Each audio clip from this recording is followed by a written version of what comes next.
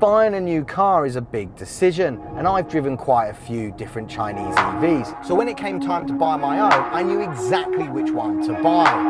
I'm Will, this is my NIO ET7, and this is China Driven.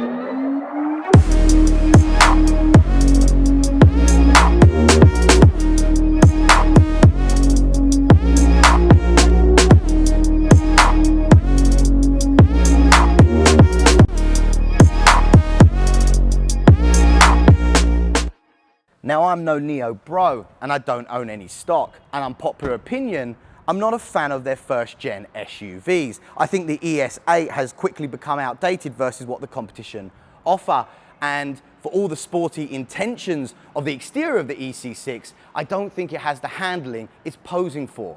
A year ago, I wasn't interested in anything that NIO had to offer. With the body of a four-door sedan and the styling of a coupe, when I came face to face with the sleek ET7, I was suddenly very interested. A few moments later, having experienced this big, comfy riding sedan that pulls like a train on steroids, well, choo-choo, I was all aboard the NIO train. Everybody knows that a parent's love is unconditional and biased, but sometimes you just know that your baby is truly gorgeous in a sea of ugly misfits. And I'm totally biased, but it doesn't change the fact that the ET7 is a stunner. The daylight running lights at the front just give it a mean look, whilst back here, the slick automatic tail lights just ooze class. Sleek and elegant from nose to rump, the way the whole cabin appears to sit back, dropping into its fastback and rear haunches. A very small whiff of the power inside with the way the boot lid subtly flicks up. Delicious. My ET7 is not sporting a factory NIO colour. I opted for the optional Arctic Green costing $1,400, but with the amount of ET7s hitting the road, I decided to change mine up a bit. The 20-inch Aero-style alloys are one of 3 20-inch options, with a 21-inch rim optional as well. The smooth flowing design of this 5.1 meter long butte manages a slippery drag coefficient of just 0.208, even with a few growths up top. Those growths up top are critical for NIO's new generation's unfortunately named ADAS system, NADS. It's yet to debut and is expected in early 2023 as a subscription-based service. It uses an array of sensors including a roof-mounted LiDAR, 7 8-megapixel cameras, 4 3-megapixel cameras, a radar, 5 milliwave radar, 12 ultrasonic radar, and 2 high-precision positioning sensors. All of that data from the sensor array are fed into quad NVIDIA Orin X chips with a total of 1,016 TOPS. Exactly what NAD will be able to do, we aren't 100% sure, but an advanced autopilot navigation system is surely part of the package. All NIO ET7s come standard with a level 2 ADAS system called NIO Pilot, and it basically combines the lane keep assist and automatic cruise control to keep you in your lane steering. And with a push of the indicator, it will automatically change lanes for you, providing you have a hand on the steering wheel, to be expected of an EV of this price. And it costs a pretty penny too. Here in China, you'll pay between $64,000 and $75,000 for an ET7. But if you choose battery as a service option, which is basically renting a battery, then you'll save $9,500 off the initial price of a 75 kilowatt version with a $136 monthly fee and a whopping $17,800 off the 100 kilowatt hour version with a monthly charge of $234.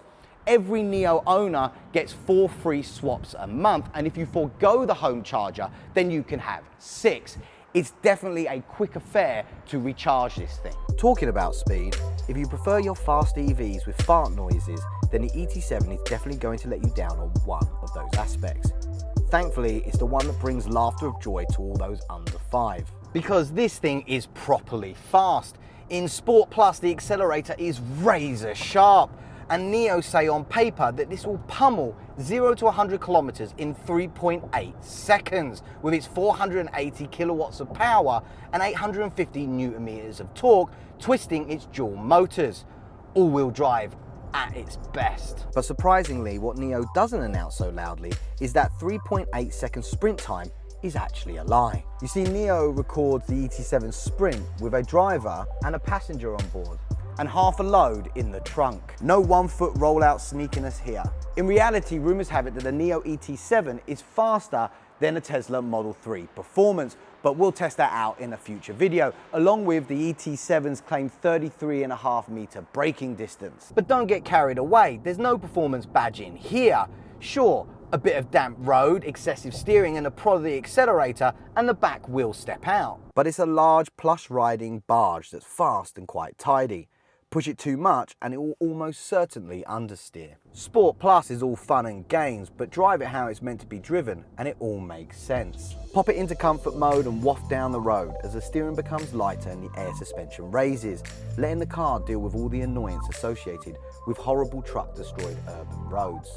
It's not Mercedes' magic ride levels of comfort in here, but the front and rear multi-link suspension definitely help it offer a comfortable ride. And with NIO's 4D control suspension, using cameras to adjust the air suspension on the fly, OTAs can only make it better. Even though the driver's seat is somewhat flat-bottomed, with 8-way adjustment, electronic lumbar and thigh support, it's easy to get into a comfy position.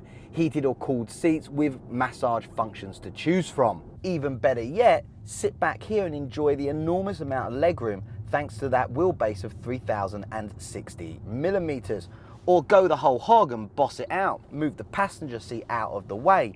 Heated or cooled seats with a massage of your choice, while someone else bothers with the driving bit. The headroom in here isn't that bad either, considering the coupish good looks. However, if you are over 6 foot, it may still be a bit of a squeeze. There are a couple of things to note though. The rear seats don't recline, which is a bit of a miss in what is meant to be a large backseat rider. Hell, they don't even fold down. All you get is a measly ski pass-through. I think I would have liked to see some rear entertainment options as well. NIO's AR glasses, although uber cool, missed the mark with only 1 pair usable at a time. I mean, talk about selfish indulgence. Hopefully rear seat equality can be brought back through an OTA in the future. But the biggest gripe in the back of the ET7 is that the seat bases are a little bit too short and the floor is a tad too high, probably to accommodate NIO's party trick. You can't have heard the name NIO without hearing about battery swapping. They're so intertwined that to not talk about them together would be as strange as a new James Bond introduced himself as Jimmy and ordering a martini stirred. Of course, there are times for fast charging, 20 to 80% in around half an hour. But who cares? Roll up to a swap station and if no one is in front of you, you'll be in and out of there within 5 minutes fully charged. And regardless of what battery you opted for when you initially purchased your NIO, you can always swap it for a different size. Of course there are some charges, but to have a 75 kilowatt hour battery with a range of 530 kilometers to mooch around town, and then the flexibility to swap that for a 100 kilowatt hour battery with 675 kilometers of range for a longer slep out of town is just mwah. And NIO say when their 150 kilowatt hour semi-solid state battery arrives, you can expect a range of 1,000 kilometers. Now, all of those ranges are on the CTLC, so you need to reduce them by about 30%. Now, obviously, in order for the battery to slip out, the underside midsection of the car has to be unobstructed. And here comes the downside to the convenience of battery swapping: storage space. Now, NIOs don't have frunks. That area is reserved for all the electrical gubbins. And even though the ET7 has got that lovely sloping rear end, NIO bizarrely went with a sedan trunk over a liftback. Madness. Now, it will fit 2 large suitcases side by side, so that's a plus, but not much else. It isn't exactly cavernous. And that's not the end of the storage woes, I'm afraid. In here you won't find a glove box either, so you'll have to find some other place to put your driving gloves. You do, however, get some up-to-the-minute tech and features to take your mind off your storage anxiety. As standard, you get a large 10.2-inch instrument panel, a HUD, as well as the 12.8-inch weirdly proportioned OLED central touchscreen. Initially, I thought it was a bit obnoxious with the dimensions. Watching a movie on here is only marginally better than my iPhone. But being a NIO owner, I don't need to sit at a fast charger for 20 or 30 minutes enjoying a movie. I just battery swap. But if I did want to watch a movie, either on this or with the NIO AR glasses, then I'd be treated to an orgasmic immersion of sound thanks to the ET7's 23-speaker, 1000-watt Dolby Spatial audio system. It's fantastic, but you'll just have to take my word for it. Between the softness of the $3,000 optional Napa leather, the Alcantara headliner, and metal touch points, the interior materials are pretty top-notch. Even the door opening button allows a single elegant sweeping movement. It's also set up as a trigger for easy access. The ET7's interior style is a familiar mix of NIO's premium minimalism without the feeling of being barren and devoid of style. Sporting the familiar NIO shifter, the optional Nomi ready to serve you every whim, and new for the second generation platform, the Corinne material made from reconstituted wood. Some aren't a fan, but I quite like it. The ET7's interior shows a sophistication and a level of maturity sometimes lost in Chinese EV interiors. There's all the stuff you'd expect on a premium Chinese EV. 5G connection, 4-zone voice assistant, 3-zone AC, built-in dash camera, and of course, a wireless charging pad, although it does make my phone mightily hot.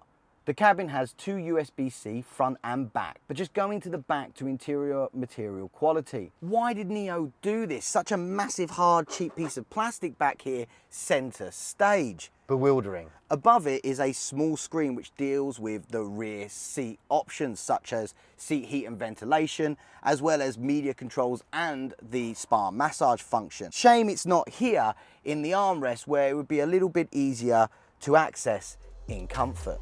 Looking for a large, sexy, comfy EV sedan that will gallop from a stop like a thoroughbred on PEDs bolting from the gate, then the ET7 might be just what you're looking for. Assuming you don't need a lot of storage, the minor shortcomings of the ET7 will melt away as you walk towards it and the beauty dances awake. Massive thanks to the new team behind the camera. This should easily be our best video yet. Let us know what you think in the comments down below. I'm Will, the proud owner of that NIO ET7, and this is China Driven.